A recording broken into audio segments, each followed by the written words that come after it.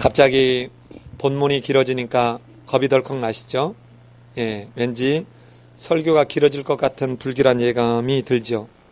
보통 제가 그 이전에 교회를 다닐 때나 또는 그 전도사 사역을 할 때는 지금 여기 있으면 대개 오늘 같으면 17절로 20절까지만 잡고 읽어놓고 설교를 했을 것 같아요. 저라도. 또는 살인하지 말라 하나를 가지고 설교를 했을 것 같아요. 그런데 우리는 넉넉히 이거를 이제는 해도 괜찮을 상황이 되었습니다. 왜냐하면 10계명을 다 나갔잖아요.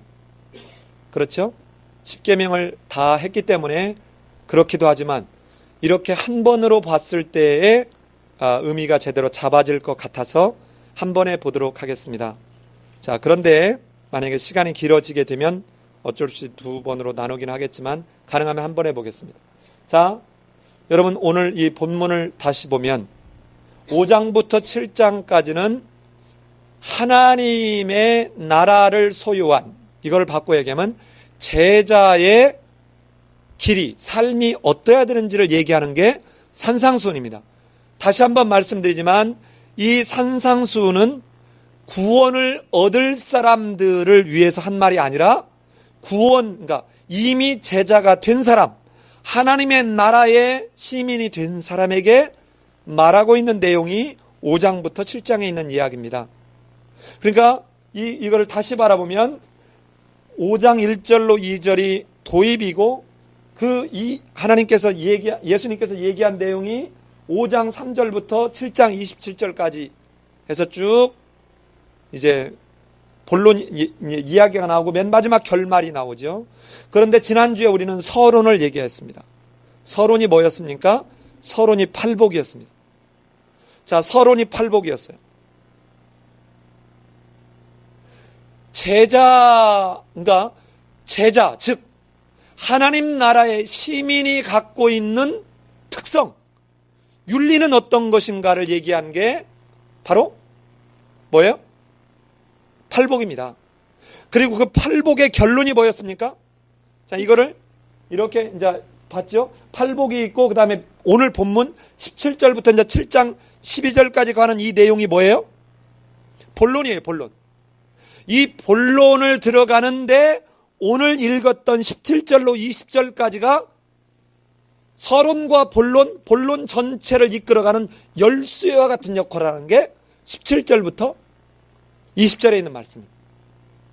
그러니까 17절부터 20절은 이 뒤에 나오게 될 천국의 시민이 갖고 있는 윤리가 팔복이라면 천국의 시민이 갖고 있는 삶이나 그들이 갖고 있는 의의는 어떤 거냐 하는 이야기를 하기 위한 가운데 아주 중요한 이 고리와 같은 열쇠와 같은 이 내용이 바로 17절부터 20절까지예요. 그리고는 21절부터 오늘 읽은 다 48절까지는 사실은 하나의 이야기입니다. 하나의 이야기예요. 자, 그래서 이제 이거를 다시 가서 보면, 자, 이게 서론이었고요. 자, 이게 본론이죠, 본론. 자, 머리가 아파요? 쓰지 마요. 써봐야 머리만 아파요. 자, 보세요. 자, 지금 여기서는 뭐야? 천국의 하나님 나라의 제자의 표준은 뭐냐? 율법이 아니라는 거예요.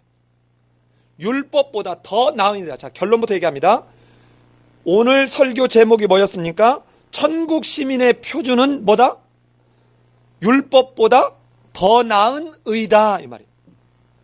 자, 이 당시에 지금 이 유대인들, 바리새인, 서기관, 사두개인들은 의로 뭐를 붙잡았어요? 율법을 붙잡고 있는 사람들이에요.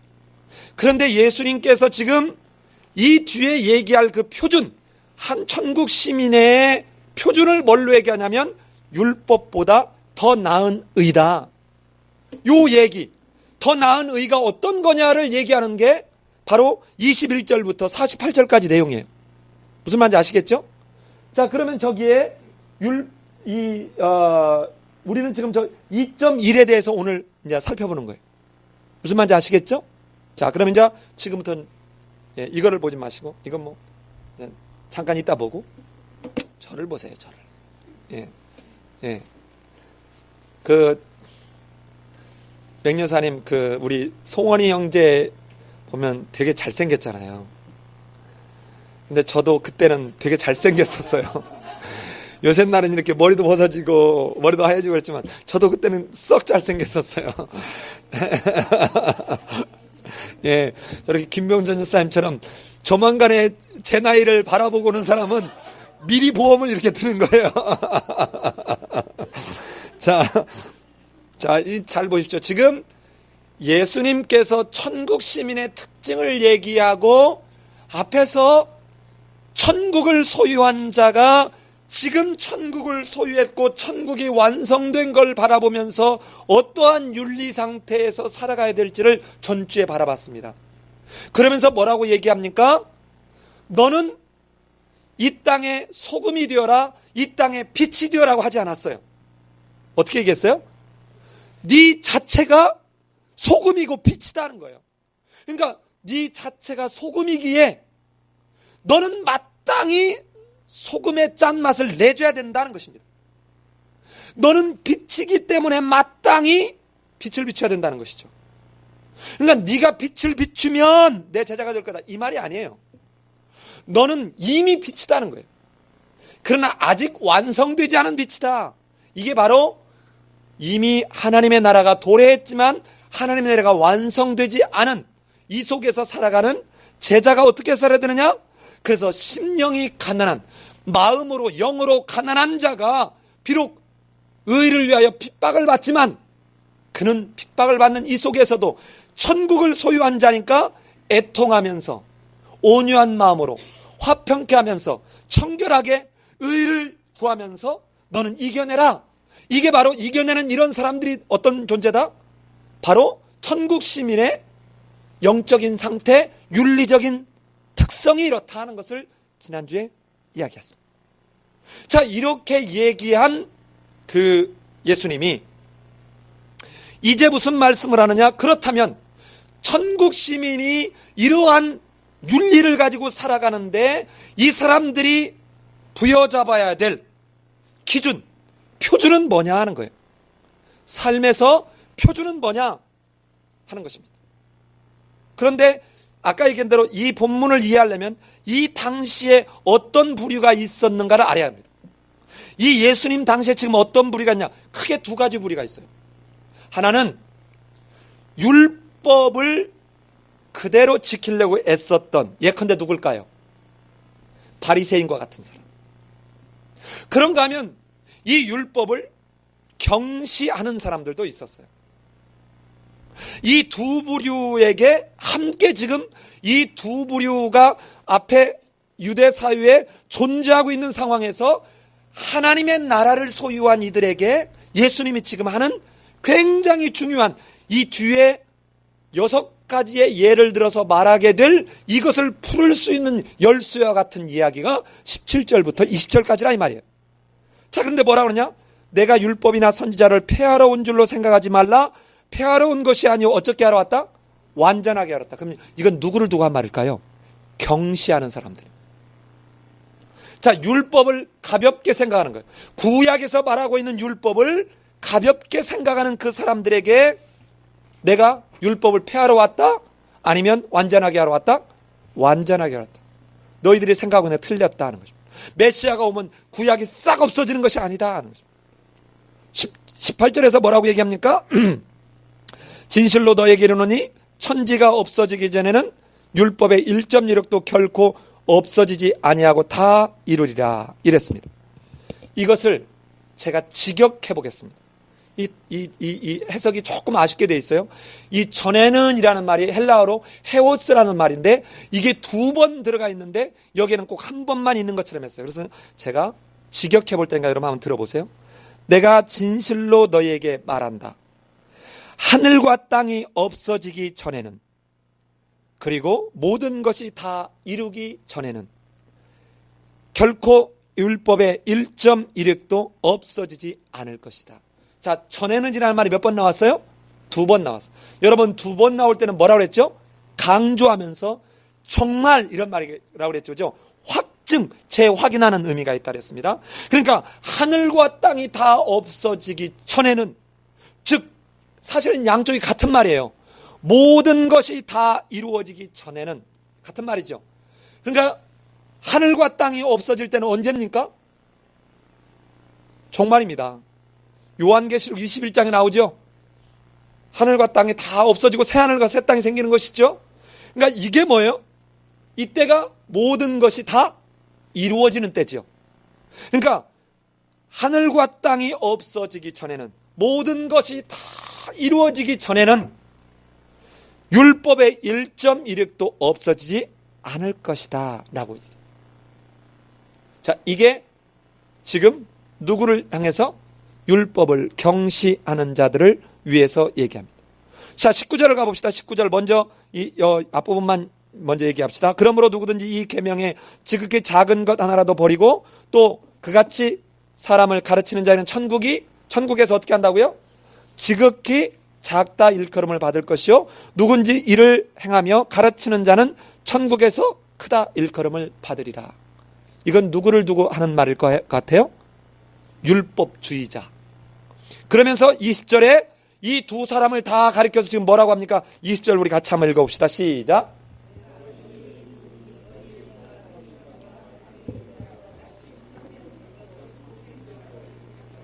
예.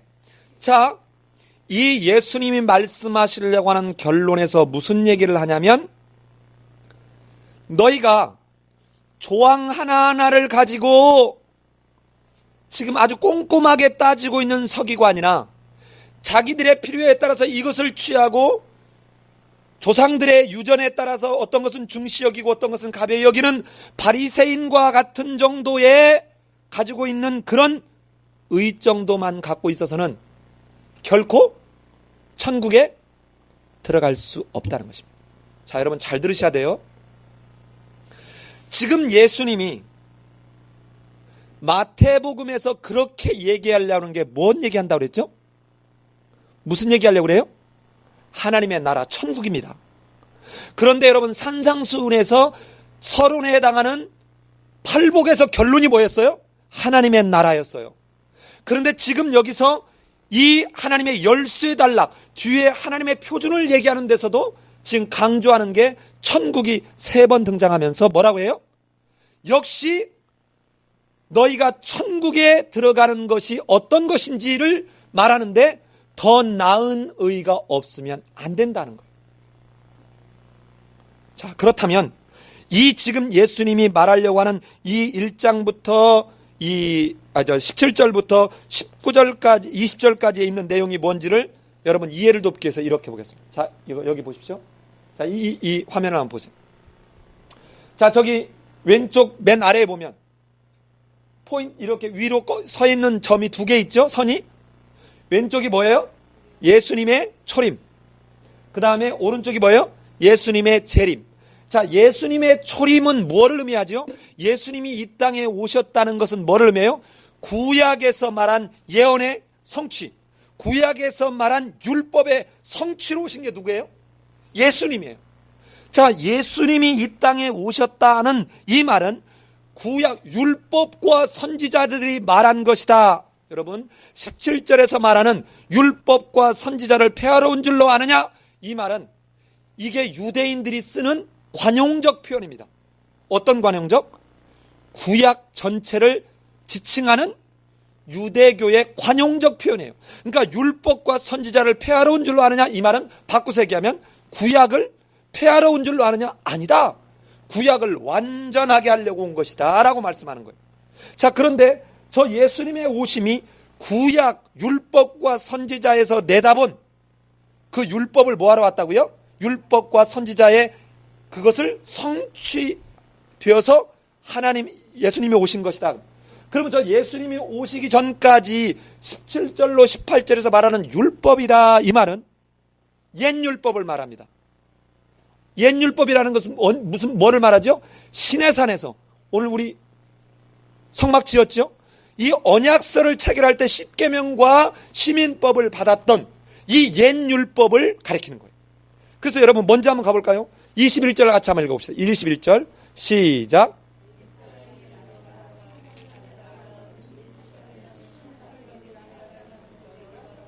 자, 이거를 딱 떼면 앞으로 이런 문구가 여러 번 나오는데 뭐라냐면 옛사람에게 말한 바 뭐뭐 하였다는 것을 너희가 들었으나, 이런 표현이 여러 번 반복될 거예요.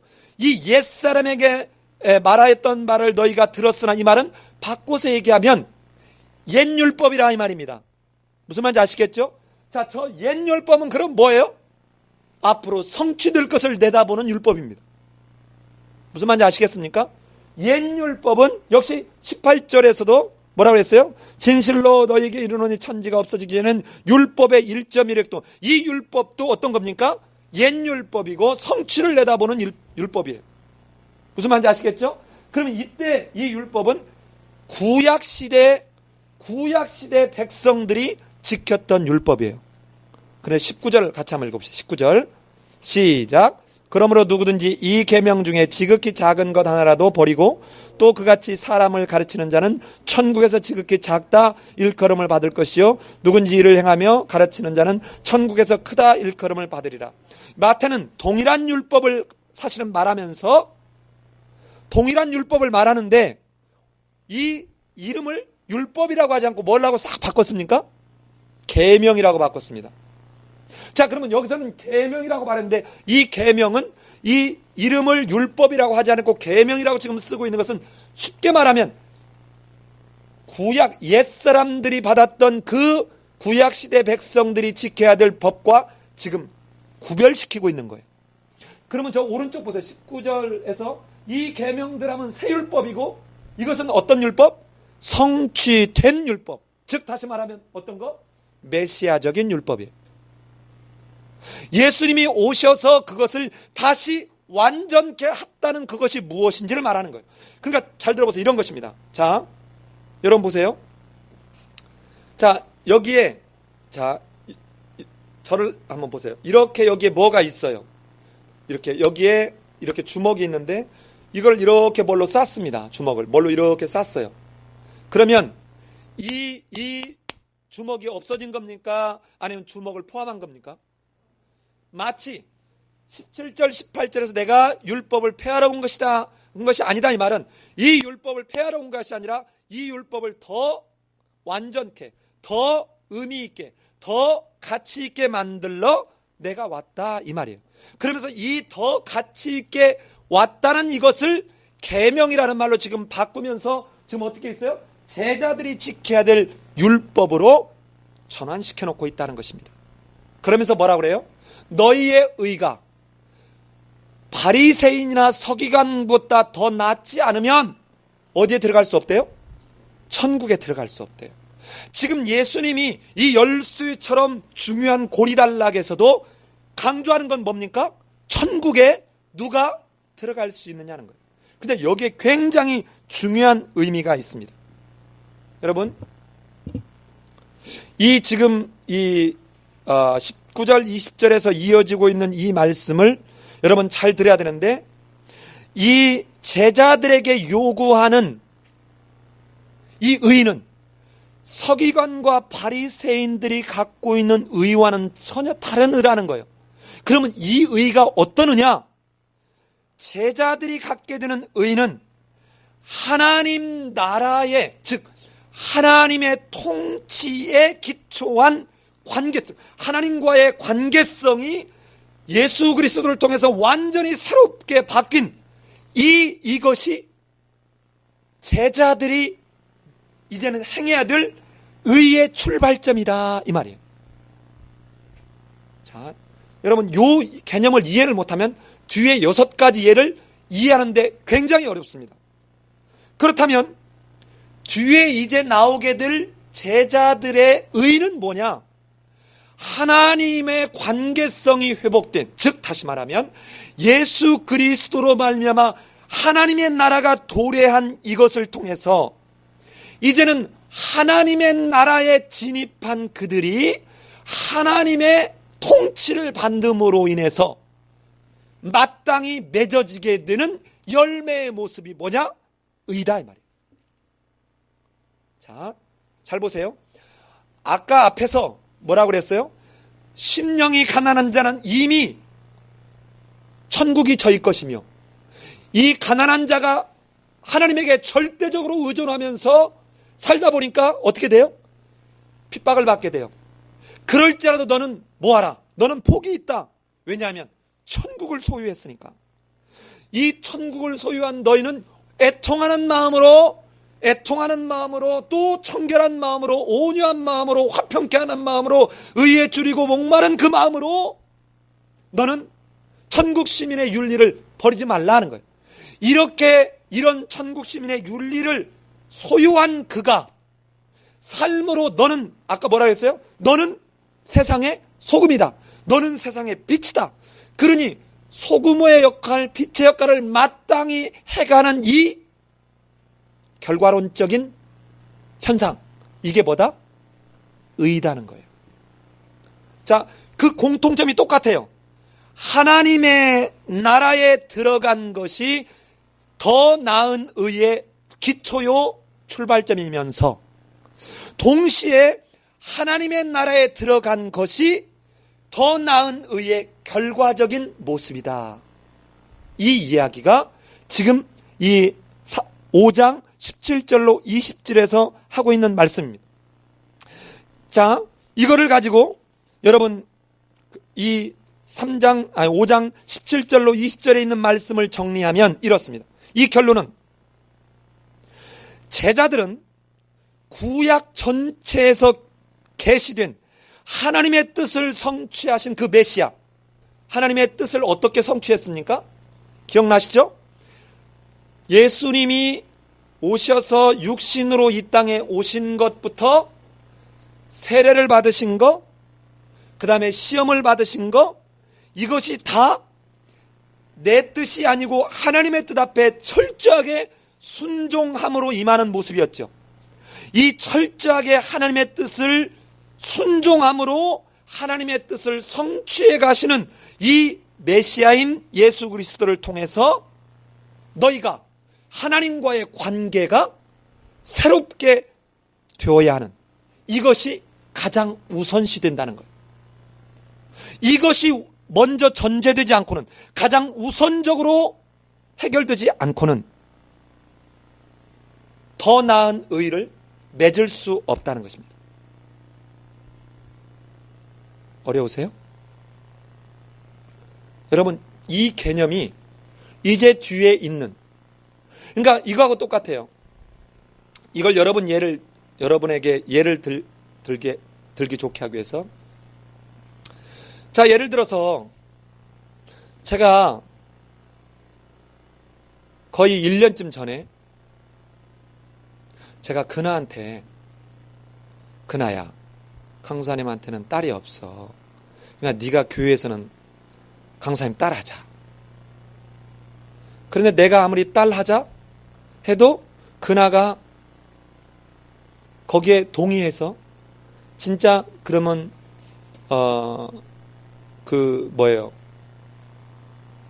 주일날은 템퍼러리, 임시적인 세컨드 아빠의 관계를 맺겠다라고 수용하지 않으면 나하고 아무 상관이 없는 거잖아요. 그죠?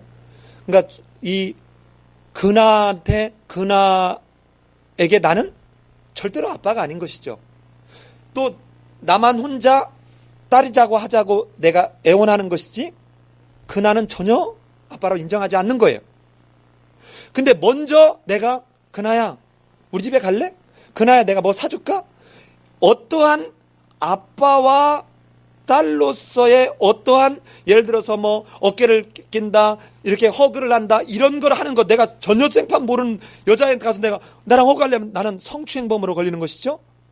그런데 내가 예를 들어 딸 하자, 또는 내 딸이 되었을 때는 내가 가서 이렇게 내 딸을 끌어안았다 해서 저 성추행범, 저 나쁜 놈, 이런 얘기 하지 않지요?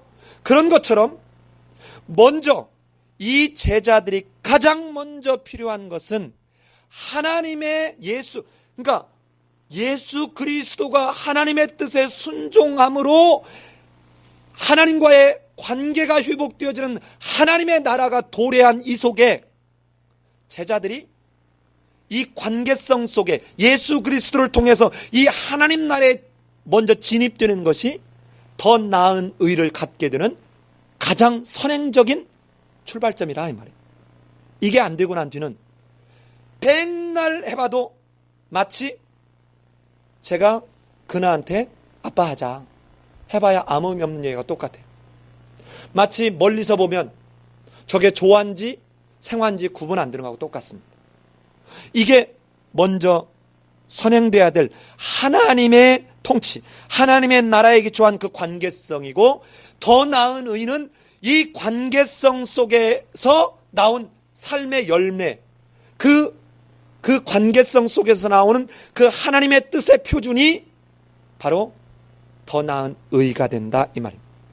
자, 이 말은 아까 얘기한 대로 이제 다시 오늘 이 17절부터 20절을 정리하면, 이 말은 지금 이 유대 당시 예수님 사역하던 이 당시에 유대 사회에 한쪽은 율법주의에 얽매여 있고 한쪽은 율법을 경시하는 이들에게, 너희는 이들처럼 하나님의 관계가 깨어져 버린 이 상태에 머무르지 말고 먼저 하나님과 관계가 이루어지고 난 뒤에 너희는 이들이 가지고 있는 그런 관계성이 깨진 상태에서가 아니라 하나님의 나라에 진입한 그 관계성 속에서 이런 표준으로 너희 삶이 이루어져야 된다 라고 진짜 말씀하시기 시작하는 게 18절부터 48절까지, 아니 21절부터 48절까지. 자, 이 뒤는 오히려 간단합니다. 자, 6가지에 대해서 얘기했는데 이게 이스라엘 백성들이 시내산에서 받았던 그 내용을 그대로 다시 리뷰하면서 너희들이 더 나은 의는 이렇게 가지고 있으면서 이것조차도 지키지 않거나 또는 이것을 지들 필요할 때마다 작게 또는 이렇게 변질시키고 있는 그들이 아니라 나는 이것을 이렇게 말하고 있다 라고, 하나님과의 관계성을 가진 사람들은 어떻게 관계성 속에서 이 율법이, 즉 하나님의 뜻이 무엇인지를, 하나님이 그 계명 속에다 담아놓은 이면적 하나님의 마음이 무엇인지를 너희는 충분히 바라봐야 된다, 이 말이 6가지 예로 나오고 있는 거예요. 그러니까 첫 번째 예가 뭐냐? 그 첫 번째 예가 21절로 26절에 있는 살인하지 말라 하는 말입니다. 자, 이제 예를 들어보겠습니다. 옛사람에게 말한 바 살인하지 말라, 살인하지 말라, 누구든지 살인하면 심판을 받게 되리라 하였다는 말을 너희가 들었으나 나는 너에게 이르노니 형제에게 노하는 자마다 심판을 받게 되고 형제에 대하여 나가라 하는 자는 공의에 잡히게 되고 미련한 한 놈이라고 말하는 자는 지옥불에 들어가게 되리라. 자, 여러분 여기서 22절 앞머리에다가 여러분 이렇게 써놓으면 좋겠어요. 그러나. 자, 이 번역이 다 빠져 있습니다. 지금 헬라어로 대라고 하는 말인데 읽어보면 이렇게 하겠습니다. 하였다는 것을 너희가 들었으나 그러나 나는 너에게 이르노니, 들었으나 라는 말 속에 이미 들어있긴 하지만 너희가 들었다 그러나 이렇게 되는 거죠. 자, 이게 무슨 말입니까? 자, 이제 저를 보세요. 이 바리새인들이 어떠냐면 이런 식인 거예요. 자, 봐요. 나 지금까지 여러분 살인한 적 없어요. 혹시 여기 살인한 사람 있어요? 자, 그러니까 어때요? 나는 율법 지켰다 라고 이렇게 지금 바라보고 있는 거예요. 그래서 제가 10계명 설명할 때 살인하지 말라라는 이 계명을 얘기할 때 여러분 이 정도의 의미가 아니라고 그랬죠. 그런데 바로 그걸 예수님이 지금 뭐라고 얘기하냐면 이 살인하지 말라는 이 말에 하나님이 이 계명을 주실 때 그 이면에 담겨있는 하나님의 마음이 뭔 줄 아느냐라고 얘기하는데, 그걸 설명하고 있는 게 22절이에요. 뭐라고 해요? 형제에게 노하는 자마다. 자, 형제에게 화를 내고 형제를 원한 갖게 하기 때문에 그가 뭐하게 한다는 거예요? 살인하도록, 살인에 이르게 하는 그 원인을 제공하는 그것까지를 지금 예수님은 말하고 있어요. 그러니까 아까 얘기한 대로 율법을, 너희들은 이 율법, 문자적인 율법을 보고 요걸 지키면 된다, 요걸 범하지 않으면 안 된다, 범하지 않으면 된다라고 얘기하지만 내가 말하는 것은 하나님이 원래 가지셨던 그 뜻은 그게 아니다. 여러분 이게 무슨 말입니까? 시내산에서 준 십계명이나 시민법은 이미 관계가 깨어져 버린 그들에게, 잘 들으셔야 돼요. 이미 관계가 깨어져 버린 그들에게 최소한의 것을 요구하고 있는 것이에요. 그런데 지금 예수님이 말하는 팔복이나 예수님이 말하는 지금 더 나은 의는 하나님의 나라에 진입한 사람, 하나님의 나라에 들어온 사람들에게 하는 말이죠. 무슨 말인지 아시겠습니까? 여러분 이 개념이 와야 됩니다.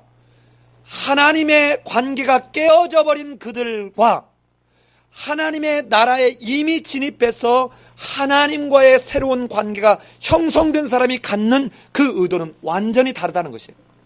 즉 이미 관계가 깨어져 버린 사람들에게는 최소한의 것을 요구하고 있는데, 이 하나님의 관계가 회복된 사람들에게는, 즉 하나님의 나라에 들어간 사람들에게는 하나님이 원래 이 말씀을 할 때 가졌던 이면적 의도를 너희는 알아야 된다는 거예요. 이게 내가 완성하러 왔다는 것입니다. 자, 그러면서 뭐라고 합니까?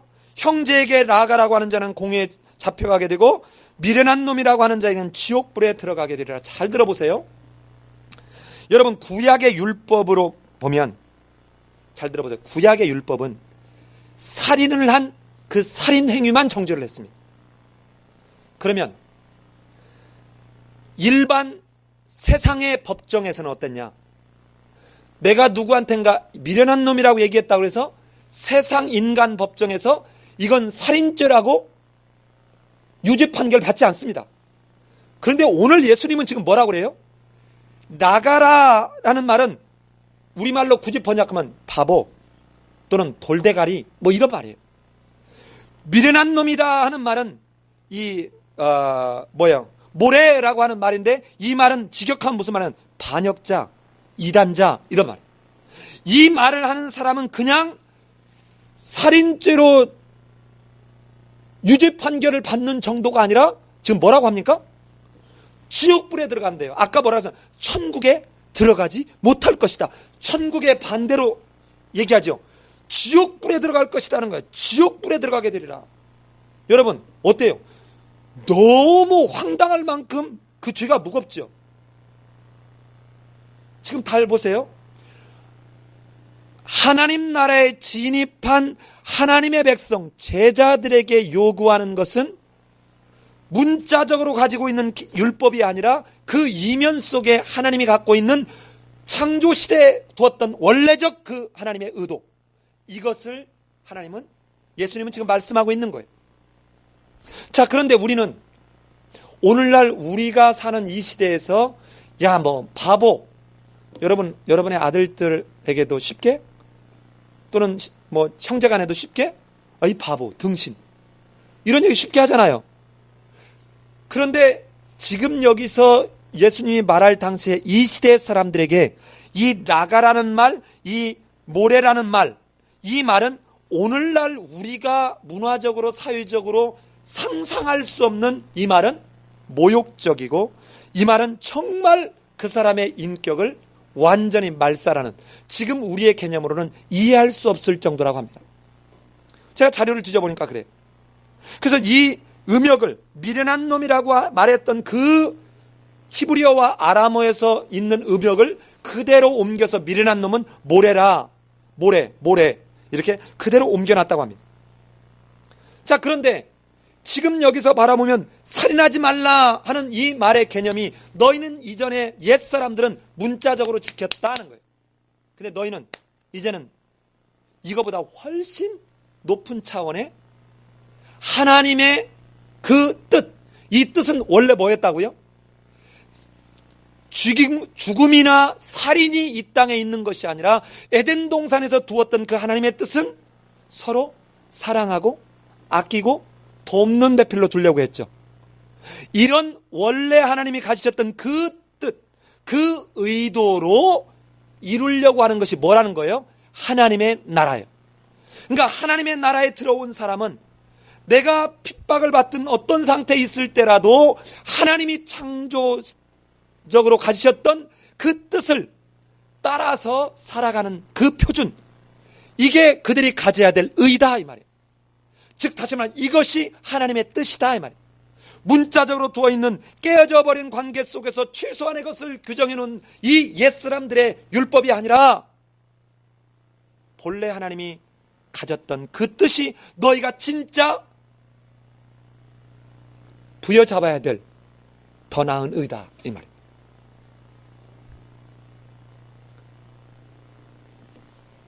자, 그러면서 이 뒤에 가면 이 살인에 대해서 예수님이 뭐라고 합니까? 제자들에게 이 바리새인들이 가졌던 것과는 전혀 다른 말을 해요. 자신들의 실책에 대해서는 즉시 바로잡는 적극적인 태도를 가지라고 해요.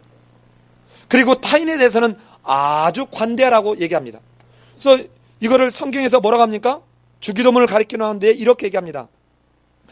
주기도문 막 끝나는 마지막에 6장 13절 이후에 너희가 사람의 잘못을 용서하면 너희 하늘 아버지께서도 너희 잘못을 용서하시려니와 너희가 사람의 잘못을 용서하지 않으면 너희 아버지께서도 너희 잘못을 용서하지 아니하시리라.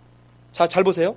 그러니 너는 즉시 너 자신들에 대해서는 즉시 잘못된 걸 바로잡는 적극적인 태도를 가지라. 그런데 여러분 18장에 가면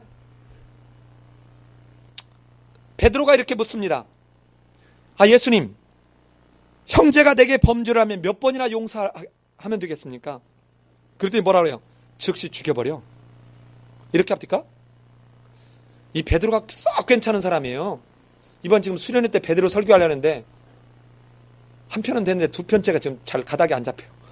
둘째 날 저녁 설교를 해야 되는데. 자, 봅시다. 베드로가 지금 쫙 하면서 뭐라 하냐면 그 뒤에다 한마디를 탁 붙이는데 뭐라 하냐면 7번까지 하리까?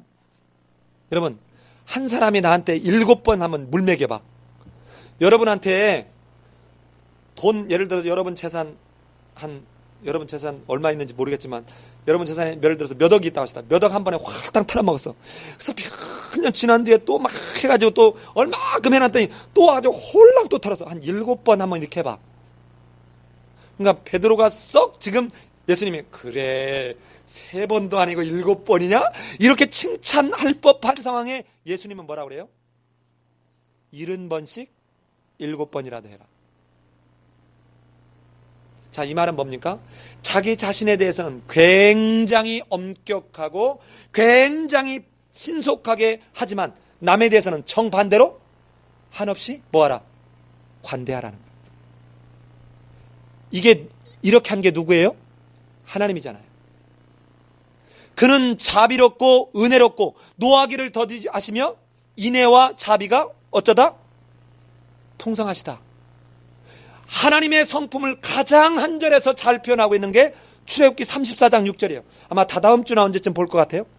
출애굽기 34장 6절에 그는 은혜롭고 자비로우며 노하기를 더디하시며 뭐와 뭐가? 자비와 긍휼이 풍성하시더라. 이게 하나님의 성품인가? 원래 하나님이 가지셨던 뜻이 이러니까 이런 하나님이셨으니까 어때요?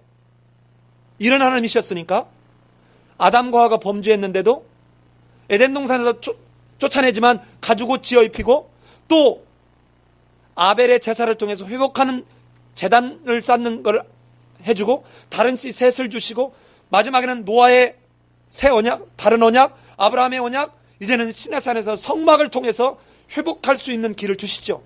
이게 하나님이 갖고 있는 이 모습처럼 이게 원래 하나님의 모습이었다는 거예요. 사랑해서 창조했고 복을 주려고 창조했고 그랬던 하나님의 모습처럼 제자들은 자기 문제에 대해서는 즉각적으로 하되 하나님의 그 뜻을 순종하는 제자라면 하나님의 마음으로 타인을 향해서는 한없이 관대하라. 이게 첫 번째 그들이 삼아야 될 표준입니다. 자, 두 번째는 무엇입니까? 자, 두 번째는 이제는 간음하지 말라는 것입니다. 27절을 같이 이제 한번 보면 27절 가보겠습니다. 27절에 보면 또 간음하지 말라 하였다는 말을 너희가 들었으나 나는 너희에게 이르노니 음욕을 품고 여자를 보는 자마다 마음에 이미 간음하였느니라. 자, 이제 간음하지 말라 그랬어. 자, 나 간음 안 했어. 다른 어떤 여자하고도 내가 다른 여자를 육체적으로 범하지 않았어. 그러니까 나는 간음하지 않았다. 그런데 속으로는 호박식가. 그런데 하나님은, 예수님은 지금 뭐라고 그래요? 그러나 나는 너에게 이르노니 음욕을 품고 여자를 보는 자마다 마음에 이미 뭐였다? 간음하였느니라. 간음하였느니라. 여러분, 이 말이 무슨 말입니까? 이것도 잘 보십시오. 간음, 구약의 율법에서는 간음을 한 행위를 정죄하지 마음에 품은 것을 정죄한 적이 없습니다. 그러니까 지금 첫 번째나 두 번째에서 지금 우리가 다시 확인할 수 있는 게 뭐예요? 최소한의 것을 지금 규정하고 있다는 거 아시겠어요? 그런데 또 세상 윤리에서는 어떠냐? 여러분, 제가 이렇게 길을 가다가 너무 멋있는, 예를 들어 여자를 봐고, 야, 저 여자 참 이쁘다. 참 저 여자하고 내가 뽀뽀 한번 하면 안 될까? 라는 생각을 가졌다고 그래서 이 사람을 감옥에다 가두는 이런 일은 없습니다. 그런데 오늘 예수님의 이 성취적 가르침, 메시아적 율법은 뭐라고 해요? 마음의 정욕을 품는 것조차도 뭘로? 간음으로 유죄 판결하겠다는 거예요. 자, 뭡니까? 왜 지금 이런 이야기를 하죠? 이 음욕을 품는 이 마음이 어떤 때였습니까? 노아 시대에 그 사람들의 죄악이 관영했을 때 어떻겠습니까? 하나님의 아들들이 사람의 딸들의 아름다움을 보고 자기가 좋아하는 대로 뭐를 삼았어요? 아내를 삼았어요. 이 말은 그냥 지나가면서 어떤 여자가 내 마음에 들면 힘으로든 뭘로든 무조건 하나님의 창조 질서를 철저하게 깨버린 것입니다. 그런데 하나님께서 아담과 하와를 짓고 난 뒤에 맨 먼저 세우신 게 뭡니까? 결혼제도예요. 결혼은 남자가 부모를 떠나 여자와 한 몸을 이룰지라, 이것은 사람이 만든 제도가 아닙니다. 하나님이 만든 제도예요. 이 간음하지 말려고 했던 이 속에 하나님이 원래 가지셨던 그 뜻이 뭔 줄 아느냐? 이 본래적 뜻을 너희들은 표준으로 삼아라, 이 말입니다. 이게 두 번째 이야기예요. 그런데 오죽했으면 내 눈이 너로 실족해 하냐? 이걸 빼버리라. 내 오른손이 너로 실족하냐? 찍어내버리라. 여러분, 이거를 또 구약에서 이 말은 그 의미가 아니에요. 우리 성도들은 이미 설교를 했기 때문에 알죠? 자, 이게 무슨 말입니까? 이게 바로 동형상해법이에요. 자, 이게 무슨 말이냐면, 자, 내가 뭐하다 잘못해서 어떤 사람을 싸움을 하다가든 뭐하다가 실수로 어떤 사람을 내가 탁 쳤는데 이가 한 대 반이 부러졌어요. 그럼 여러분, 가령 예를 들어서 여러분의 가족 누가 누구한테 맞아가지고 이가 하나 반이 부러졌다 그래봐. 그럼 이 말을 들은 그 부모나 형제가 가면은 어떻게 할까요? 그놈을 한 대 반만 부러뜨릴까? 죽지 않을 만큼 주워 팰까요? 죽지 않을 만큼 만약에 주워 패는 상황이 벌어지면, 이걸 또 예를 들어서 그렇게 해가지고 한 대 반이 아니라 한 세 대 반이 부러졌다. 그러면 또 이렇게 당한 그 집으로 와가지고 이제는 가족이 없으면 청부살인이라도 동원해서라도 그놈을 가만히 안 두려고 하겠죠. 그러면 점점점 보복이 악순환될 수밖에 없죠. 그래서 이 구약 시대도 원래 하나님의 뜻은 그게 아니었다는 것입니다. 그럼 뭐였느냐? 이거였어요. 네가 한 대 반이 부러지냐? 그러면 너 그대로 한 대 반을 부러뜨리라. 그럼 이걸 반대로 해봐요. 여러분, 내가 어떻게 탁 실수를 했는데 한 대 반이 나갔어. 근데 여러분, 무슨 재주로 이빨을 한 대 반 딱 부러지게끔 때릴 수 있어? 이 눈동자에서 딱 때렸는데 이 눈탱이를 밤탱이 만들었는데 실핏줄을 10개 터지게 했어. 그럼 내가 어떻게 때려야지 실핏줄을 10개 터지게끔 때릴 수 있냔 말이에요. 이 말을 바꿔서 얘기하면, 네가 저 사람의 눈을 상하겠냐? 그럼 네 눈으로 지불해야 될 텐데 너 괜찮겠냐? 그러니까 어떻게 하라는 거예요? 그렇게 하지 마라, 이 말이에요. 네가 그 사람의 일을 나가겠냐? 네 일을 뽑아서 그 사람에게 대신 똑같이 갚아줘야 되는데 너 그래도 괜찮겠냐? 그러니 어떻게 하라는 거예요? 그러지 말라. 이게 원래 하나님의 뜻이었다는 거예요. 그 이야기를 지금 다시 얘기하는 것입니다. 네가 백체 중에 하나라도 없어지고 지옥에 가는 것보다 천국에 가는 것이 낫지 않느냐. 원래 구약에 가졌던 그 율법도 원래 그 의미가 아니다 하는 거예요. 그런데 이제는 하나님의 나라가 회복되는 속에 너희가 제자로 들어왔으니 너희는 뭐하라? 이제는 원래 하나님이 가지셨던 그 하나님의 뜻을 분별하라. 자, 그렇다면 오늘 오른 눈을 빼어버려라, 오른손을 찍어내버리라, 백체 중에 하나가 없어지고 온몸이 지옥에 던지지 않는 것이 유익하지 않냐, 이 말은 대표적인 유대 나라의 과장법적 표현입니다. 그러면 여기서는 무엇을 말하려고 할까요?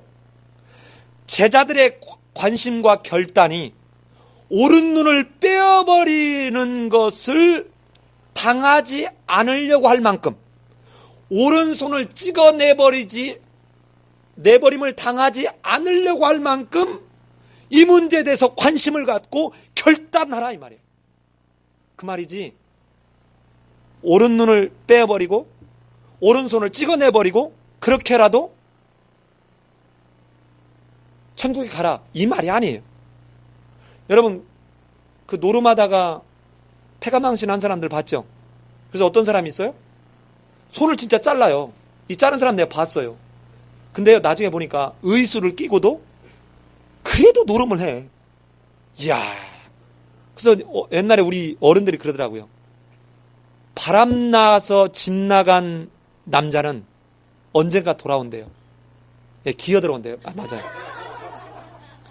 지가 돈 떨어지고 힘 떨어지면 어느 놈이 아니지. 어느 니은이 그 받아주겠어요. 안 받아주지. 그게 돈 있고 힘 있으니까 뭔가 그런 거지. 이게 다 떨어지면 그때 기어 들어온다는 거예요. 그런데 여러분 이 노름에 빠진 인간은 잘라도 해요. 잘라도. 그러니까 이거를 잘라내 버리는 그것을 내가 할 만큼 이걸 피하려고 하는 그 결단, 그 각오를 가지고 너는 표준을 삼아라. 이 말이지. 진짜 그래. 여러분 이거 빼냈다라고 이 이쁜 여자 보면 이 눈길에 안 가겠어요? 내가 볼 때는 이러고도 갈 것 같은데? 아니에요. 예.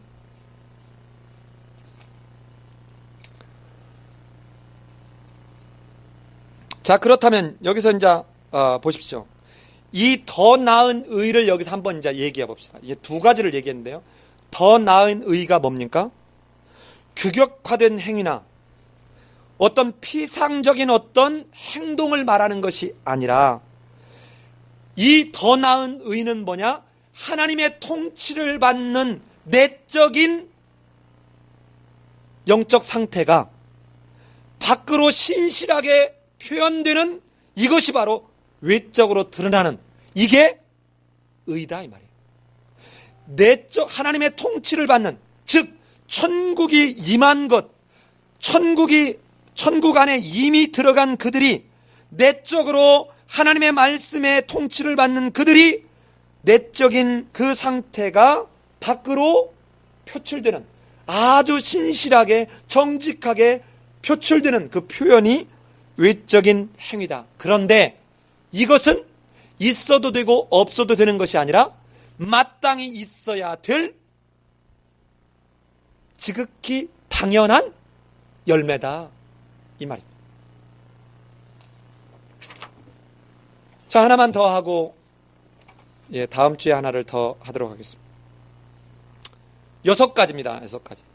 자, 어디서부터가 또 하나가 있냐면 우리 이 성경 구분에는 안 나와 있는데 31절로 32절이 세 번째 것입니다. 우리 거에는 보통 여러분 책에는 이게 구분되어 있지 않죠. 자, 31절이 세 번째예요. 뭐에 대한 거냐면 이혼에 대한 것입니다. 이혼에 대한 것. 자, 또 일러스되 누구든지 아내를 버리려거든 이혼 증서를 줄 것이요 줄 것이라. 나는 너에게 이르노니 누구든지 음행한 이유 없이 아내를 버리면 이는 그로 간음하게 하며 또 누구든지 버림받은 여자에게 장가드는 자도 간음하는 것이다. 자, 이혼에 대해서 말하고 있습니다. 이혼에 대해서. 자, 여러분 이거는 신명기 24장 1절로 4절에 있는 이야기를 지금 말하고 있는 것입니다. 자, 역시 뭐냐면 이 신명기 4장으로부터 24장 1절로 4절에 있는 내용이 뭐냐면 이런 것입니다. 사람이 아내를 맞이해서 데려온 후에 그에게 그 여자에게 수치되는 일이 있음을 발견하고 그 여자를 기뻐하지 않으면 이혼 증서를 써서 그 손에 주고 그를 자기 집에 내보낼 것이요 그랬어요. 자, 이 말은 무슨 말이냐면 이 수치스러운 일이 도대체 무엇냐는 것에 대해서 예수님 시절에 굉장히 논란이 많았답니다. 그런데 예를 들어서 이게 간음이다. 그러면 여러분 구약에서 간음하다 현장에 잡히면 어떻게 되죠? 돌로 쳐 죽였어요. 그러니까 사형에 해당하는 죄였기 때문에 이때 이건 간음이 아닐 것이다. 그래서 이 당시에 크게 여기에 대해서 크게 두 가지 주장이 있었는데 샴마이 학파는 그 예수님 시절에 샴마이 학파가 있고 힐렐 학파가 있고 또 에센 파가 있고 이렇게 몇 개의 파가 있어요. 이 파가 있는데 그 중에 샴마이 파는 성적 죄를 지칭했다라고 주장했습니다. 그런데 힐렐 파는 남편이 어떤 불평할 어떤 원인이 있으면 언제든지 이렇게 할 수 있다라고 받아들인 것입니다. 자, 그런데 그 당시에 성적인 어떤 문제가 있는 것 말고 남편이 그냥 여자가 못마땅해, 돈도 없어, 못생겼어, 뭐 이런 어떤 이유를 해가지고 하는 걸 폭넓게 지지한 이 사람들이 누구였냐면, 유대인들이 폭넓게 지지한 이 지지가 뭐냐면 힐렐파일 거예요. 그래, 여러분 어떤 일이 벌어져요? 너무 쉽게 여자를 내팽개치는 거예요. 너무 쉽게 여자를 그냥 밖으로 내팽개치고 무슨 짓을 하느냐? 돈 많은 여자, 자기의 경제적 문제를 해결하고 신분 상승을 기하기 위해서 너무 쉽게 다른 여자를 그 다음에 취해서 결혼하려고 하는 일들이 너무 많았다는 것입니다. 그런데 오늘 예수님은 여기에 대해서 뭐라고 얘기합니까? 그러나 이 누구든지 아내를 버리려거든 이혼 증서를 주면 된다라고 얘기했던 이 모세의 이야기는 결코 그렇지 않다라는 거예요. 여러분 바로 뒤에서 얘기합니다. 우리 마태복음 19장 한번 가볼까요? 마태복음 19장. 마태복음 19장 4절 가보겠습니다. 4절. 19장 4절.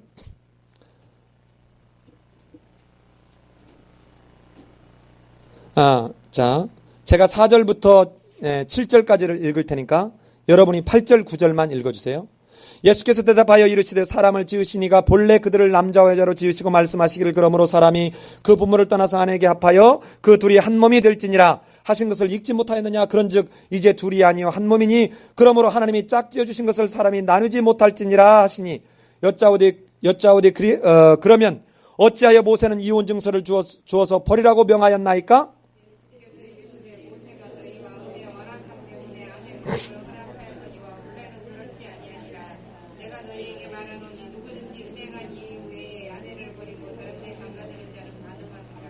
자, 여러분, 자, 지금 이 얘기가 무슨 얘기냐면 이런 것입니다. 원래 하나님이 가졌던 이 이혼에 관한 이것은 하나님이 남자가 부모를 떠나 여자와 한 몸을 이루는 이것은 절대로 하나님이 짝지어 준 것을 사람이 나누게 할 수 있다 없다? 없는 것이 하나님이 세우신 결혼제도요, 하나님이 세우신 질서다. 그런데 왜 모세가 이렇게 얘기했냐? 너희의 마음이 어때서? 완악해서, 즉 하나님과의 이 질서가 깨어져 버린 존재들에게, 그 이상을 유지하는데 실패해버린 그들에게 최소한의 것을 지금 요구하는 거예요.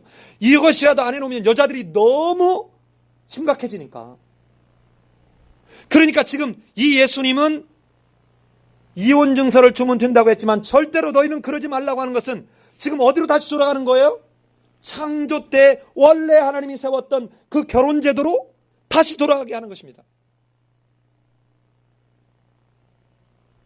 자, 그렇다면 이 세 가지만, 이제 6가지를 봤어야 되는데 준비는 다 했지만 시간이 너무 길어지니까 오늘 3가지만 보겠습니다. 여러분 여기까지만 정리해 보겠습니다. 여러분 보십시오. 지금 살인하지 말라, 간음하지 말라, 이혼하지 말라. 이 3가지가 다 원래 하나님이 아담과 하와가 범죄하기 전에 가졌던 하나님의 그 원래적 뜻, 이 뜻이 진짜 하나님이 가지셨던 뜻이었다 하는 것입니다. 그러나 너희들이 하나님과의 관계가 깨어져 버린 그때에 너희들의 완악함, 그것으로 인해 실패해온 너희들에게 최소한의 사회를 유지하려고 둔 이 최소한의 것이 율법이었다. 그런데 이제는 하나님이신 예수님이 이 땅에 오셔서 하나님의 나라를 도래케 한 그 하나님의 나라에 들어간 너희들은 이제는 원래 그 율법 속에 담궈둔 하나님의 이면적 뜻을 너희들이 이제는 부여잡을 새 율법이다.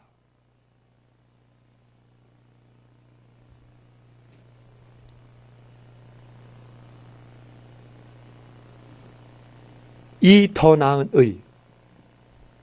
자, 보세요. 이 더 나은 의는 인간이 노력해서 가질 수 있는 의가 아닙니다. 여러분이 지난번에 누가 그랬더라? 제주도로 한번 우리 수련회를 가자. 예, 제주도로 한번 언제 갈 날이 오겠죠. 전세기를 띄워서. 예, 주여. 그럴 때가 올 거라고 봅니다. 이 예배당에 3부 예배쯤을 드리게 될 때 가득 차서 그때는 전세기 띄울 수 있을 것 같아요. 자, 한번 보십시다. 여러분, 내가 수영을 해서 가는 게 아니고 나는 분명히 내 몸을 어디에 맡겼어요? 비행기든 배에다 맡겼죠. 그렇죠? 그런데 나는 어디를 갔어요? 제주도를 가는 것이에요. 내가 수영해서 내가 하늘을 새처럼 날아가지고 가는 게 아닙니다. 하나님의 나라에 더 나은 의는 인간의 힘이나 노력이나 공로로 뭔가 학식으로 훈련에 의해서 되어지는 것이 아니라 하나님의 통치 가운데 내가 철저하게 가난한 마음이 되었을 때, 즉 하나님의 통치 앞에 철저하게 절대 의존할 때 하나님의 은총으로 내게 이 더 나은 의가 하나님으로 말미암아 내 안에서 이루어지게 된다는 사실입니다. 내가 할 수 있는 것이 아니에요. 여러분, 오늘도 우리 나눔을 하면서 얘기를 했지만 우리가 뭔가를 어떻게 합니까? 여러분, 하나님의 나라다, 하나님을 믿는다는 게 뭐예요? 하나님의 통치가 있다는 게 무엇입니까? 끊임없이 하나님의 말씀이 내 안에서 내가 깨닫지 못하는 때에도 내가 어떤 옳지 못한 생각을 했을 때 그 말씀이 내 안에서 나를 다시금 그 말씀이 내 안에서 작동하고 작용하셔서 나로 생각하게 하고 그 말씀으로 내 양심에 종을 울려주고 그 말씀이 나로 그 나쁜 생각이 들었을 때 그 나쁜 생각에서 다시 하나님의 말씀 앞에 엎드리게 하는 이것이 말씀의 역사하심이고 성령의 역사하심이죠. 말씀과 함께 역사는 성령의 역사. 내가 할 수 있는 것이 아닙니다. 우리가 훈련으로 되어지지 않아요. 제가 지난주에 이것을 여실히 경험했습니다. 좀 창피한 얘기지만 여러분, 목회자 별거 아니에요. 저는 일반 목회자들이 이러면 싫어하겠지만 목회자들은 환상이 깨져야 됩니다. 더 심하게 표현하면 진짜 신앙생활을 하나님 말씀대로 잘하는 사람은 평신도냐 어디냐 어떤 하도 아무 문제가 없어요. 여러분, 회사에서 진짜 뺀질이는 진짜 고문관은 높은 사람, 윗사람 앞에 둬야 이놈이 버릇이 바뀌어요. 진짜 일 스스로 잘하고 똑똑한 사람은 내버려둬도 돼. 그럼 이 사람들을 어디다 둬요? 고객을 만나는 데다 두는 거예요. 근데 뺀질이 아주 달아 빠진 인간들은 이 사장이나 상무나 이런 이 높은 사람들 지근거리에 더 돼요. 우리 김현수 사님 지난번에 여러 번 얘기했죠. 일 잘하는 직원은 굳이 내가 안 챙겨도 된다는 거잖아요. 얼마나 하나님 말 안 듣고 애먹였으면 이 늦은 나이에 못 껴가지고 하나님이 까불지 마 하고는 갖다 껴다 놨겠어요. 환상이 깨져야 돼요. 그걸 지난주에 제가 경험했어요. 이사를 하는데 그동안에도 화가 났죠. 그 주인한테. 얼마나 모욕을 줬는지 몰라요. 돈 없으면 그 돈 없는 것이 마치 죄인 것처럼 인식되게끔 그것도 6개월 전부터 와가지고 그랬어요. 그런데도 참았습니다. 그리고는 마지막 날 내가 다 돈을 받으면서 한마디 해주려고 그랬어요. 그렇게 해서 그 연세 되도록 그렇게도 경우를 모르십니까? 라고 한마디 해주고 싶은데 나는 교수다, 목회자인 것까지 알았으니 덕이 안 될 것 같아서 건강하십시오, 평안하십시오 하고 인사를 다 하고 왔네요. 그러다가 왔는데 이사를 한참 막 하고 있는데 우리 집에 이사 들어올 사람은 내가 살았던 집보다 더 돈이 많은 엄청 많은 집이에요. 독일에 자기 아들이 있다가 들어오는데 이 독일에 들어온 아들을 위해서 집을 사주려고 하는 거야. 얼마짜리를? 12억짜리를. 돈이 얼마나 많은 집인지 알겠죠? 이 70이 넘은 노 부부가 그냥 주중에 전화하면은 오늘은 안 된다는데 왜 안 되느냐? 둘이 골프 치러 갔어. 자, 갑자기 내가 초라해지는 거 아시죠? 자, 그런데 이사를 딱 했는데 이삿짐이 빠져나가고 난데 우리는 그래도 뭐 휴지나 없나 괜히 그 사람 날 책 잡힐까봐 가서 쓰레기를 다시 쓸고 이래하고 하고 나왔는데 갑자기 전화가 오더니만 최 교수 집이 막 엉망이라는데 막 마루가 다 깨졌고 뭐 마루가 왜 깨졌냐고. 그래서 아니 무슨 소리야. 그래서 지금 그걸 다시 말이지 수리하는데 150만 원이 들 것 같다는 거니까 나보고 편상하라는 거예요. 이야, 내가 성질이 더러운 걸 그분이 한 번도 본 적이 없잖아. 그래서 지금 우리 집에 이삿짐 나르고 있지. 우리 저 하나밖에 없는 처형이 우리 집에 와가지고 지금 집사람 도와주고 있는데 거기다 내가 전화 통화하다가 막 소리를 지른 거예요. 내가 그동안에 참았는데 이거는 해도 이 경우가 없어도 유분수지 지금 무슨 소리 하는 거냐고. 그 사람 들어올라오는 사람들이 와가지고 봤는데 엉망이라고 한다는 거야. 그래서 그 사람들 말은 믿고 2년 동안 사는 사람 나는 그동안에 그거만큼 나는 그러면 우스운 존재였느냐 이따위로 할 거냐고 막 내가 야단을 쳤죠. 내일 좀 그 현장에서 만나냐. 못한다. 그때만 하여튼 내가 막 소리를 질렀어요. 하도 화가 나가지고 33도에 이사를 했는데 지금 막 정신은 없지 화가 머리끝까지는 안 있는데 아니 우리가 돈을 올려주겠다는데도 이 사람이 산다고 하니까 여기에 꼬드김에 넘어가고 부동산이 4억 5천을 받아주겠다고 하니까 여기에 꼬드겨서 넘어간 거예요. 근데 돈 엄청 깨졌어 그 집. 그래서 내가 참 당신 멍청하다. 우리가 올려주겠다고 하지 않았느냐. 우리는 2년만 살면 여기 떠나면 돼. 우리 둘째 때문에 여기 사니까. 그런데도 그 사람이 근데 팔렸냐? 안 팔았어요. 그 사람들이 짱구가 아닌 이상 지금 부동산이 떨어지는데 12억 5천을 달라고 하는 걸 주고 그 전용 면적 30평짜리를 사겠냐고. 그 바보가 아닌 이상. 근데 뭐라고 하고 이 사람들 또 돈 더 많은 사람이 우리보다는 많지만 중간 많은 사람한테 어떻게 사기를 쳤냐면 우리가 들어가서 살아보면서 사겠다 하니까 여기에 혹해가지고 그걸 지금 그 사람한테 주려고 우리를 내보내는 거야. 쉽게 말하면. 좋다. 나간다. 그런데 내가 내일 안 된다고 하니까 그러면 지금 내가 갈 테니까 저 어디야 의왕인지 어디에서 오겠다는 거예요. 알아서 하라고. 그리고는 막 이삿짐 하는데 전화 왔어요. 왔다고. 그래서 갔는데 좀 보자 해서 갔어요. 갔더니만 부엌에 가스 오븐 렌지 큰 거 있는 자리가 우리가 들어갈 때부터 여기가 기름이 많이 떨어져가지고 고기 기름 이런 게 떨어져서 시커맸다고. 그런데 이렇게 더럽게 썼다고 우리가 얘기하는. 근데 우리는 이 발 이렇게 된 가스레인지만 있는 거 밑에 이렇게 발 달린 이걸 놓고 썼거든요. 1년 반 넘게.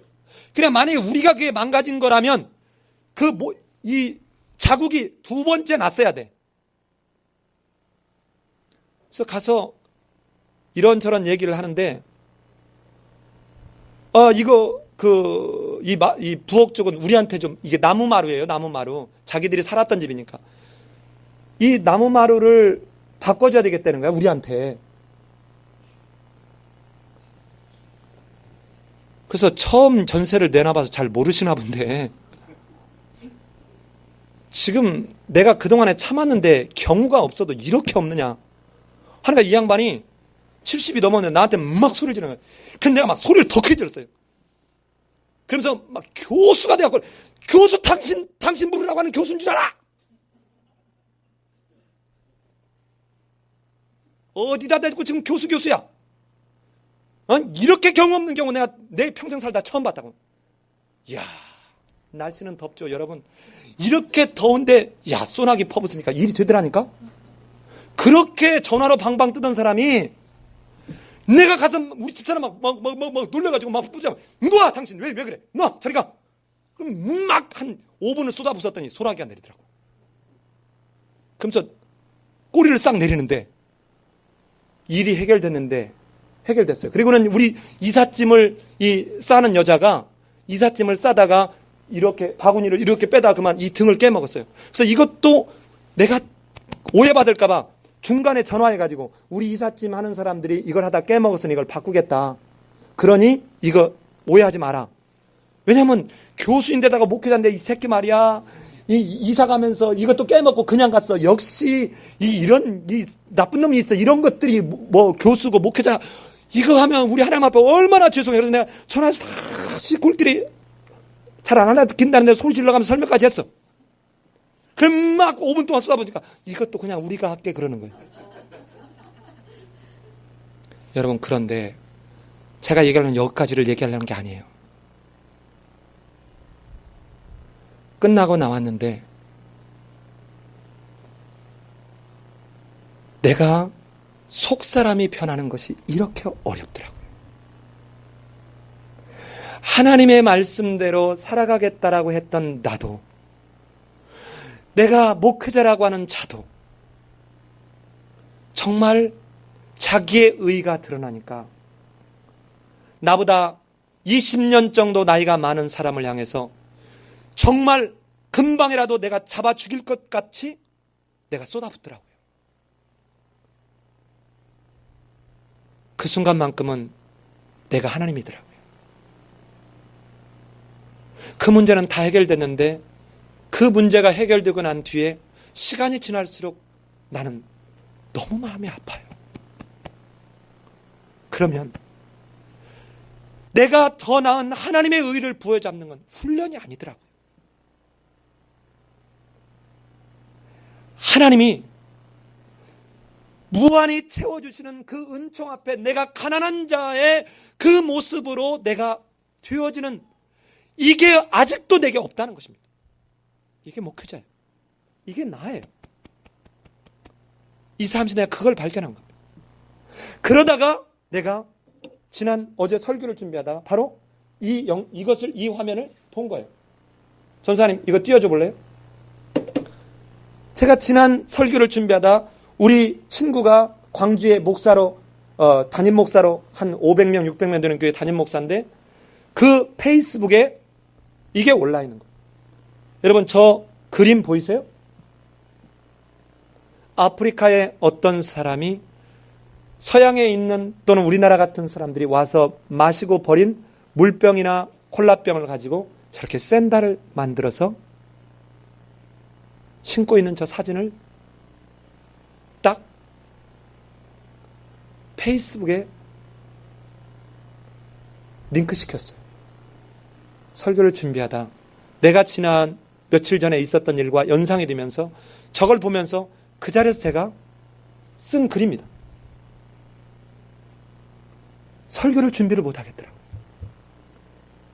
내 모습이 이 사진을 보는 것만으로도 내게 찔림이 있음은 하나님 아버지의 마음이 그곳에 있음을 느끼며, 이 사진을 보는 것만으로도 눈물이 고이는 것은 하나님 아버지가 먼저 울고 계시며, 이 사진을 보는 것만으로도 부끄러워지는 것은 그들과 나누라는 주님의 가르침을 내가 따르지 않으며, 이 사진을 보는 것만으로도 마음 한켠이 먹먹해지는 것은 그의 발에 있는 먼지보다 더 많은 내 용서받은 죄가 생각나며, 이 사진을 보는 것만으로도 이렇게 슬픈 것은 그의 헐벗은 발보다 나의 헐벗은 마음이 더 불쌍해 보이기 때문이니,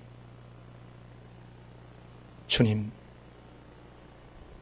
삶이 예배가 되는 행함이 없는 내 믿음을 용서하여 주옵소서. 사랑하는 삶이 예배인 교회 성도 여러분, 이것이 우리가 갖고 있는 실체적 현실입니다.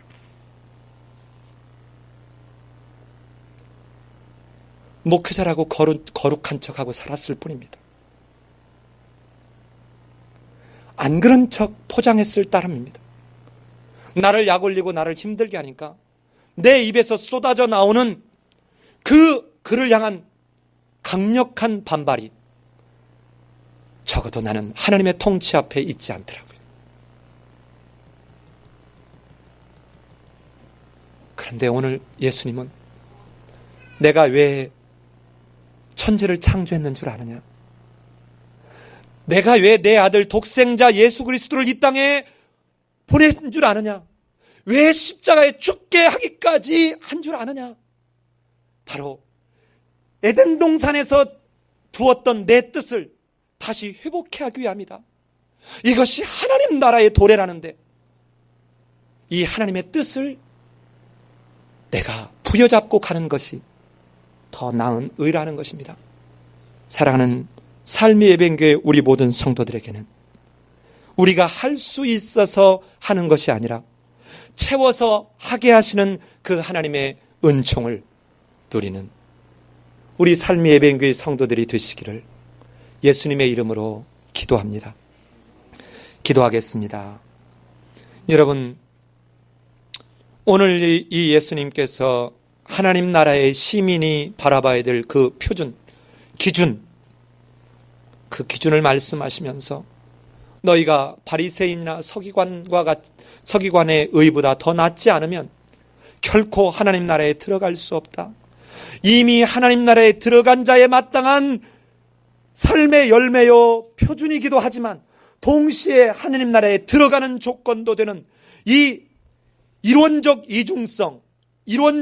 이중성의 의미를 우리 오늘 잘 새겨야 합니다.